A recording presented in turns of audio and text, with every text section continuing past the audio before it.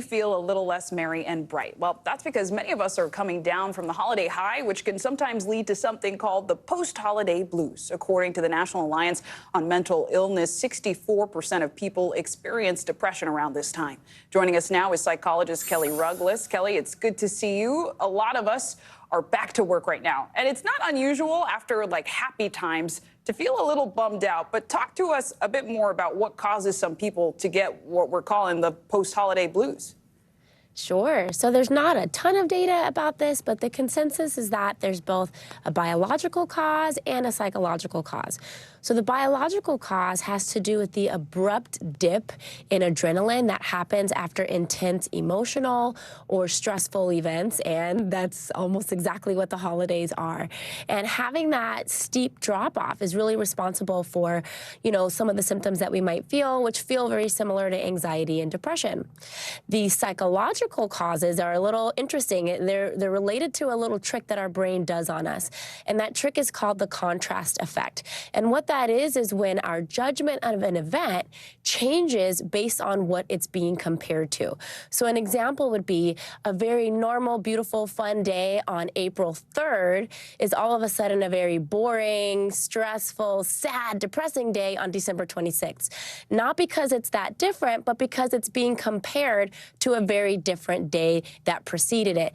And so seeing your normal life as more negative after the holidays is a common thing that can also create that discomfort and just that low feeling that we can sometimes get after the holidays. So if someone's dealing with some of those symptoms, what should they do about it?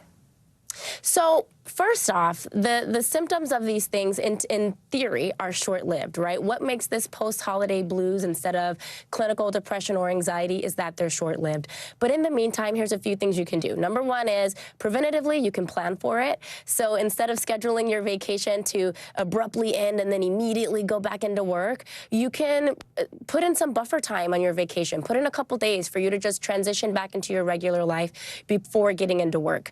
The other one is getting back to basics. And what that means is during the holidays, some of our basic routines are disrupted, like when we go to sleep, how we eat, how we move. So get back to basics. Go to bed at a regular time.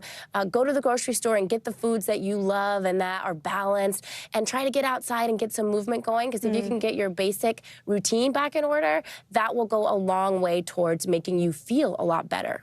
And can you help clarify for us, is post-holiday blues a clinical term, or is it sort of a depression, anxiety that's amplified by the holiday seasons from around Thanksgiving to New Year's?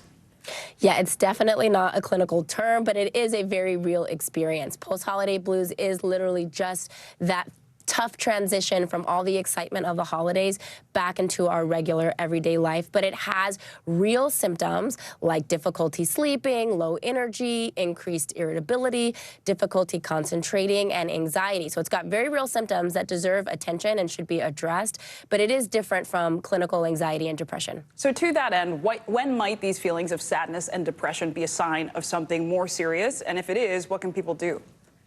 So it depends on the intensity of the feelings and the symptoms that you're having, and most importantly, the length of time. So you should really only be feeling these symptoms maybe a week, 2 weeks at the most. If you start to feel this beyond 2 weeks, or you're feeling every single symptom intensely, then this is probably a sign that this is more clinical depression and anxiety that might have been triggered by the holidays and really needs professional help. Really helpful, especially as we're wrapping up the holidays and heading into a new year. Always good to remember that hard times happen, but they do pass. Kelli Rugless, thanks so much. As always, it's good to see you. Thank you.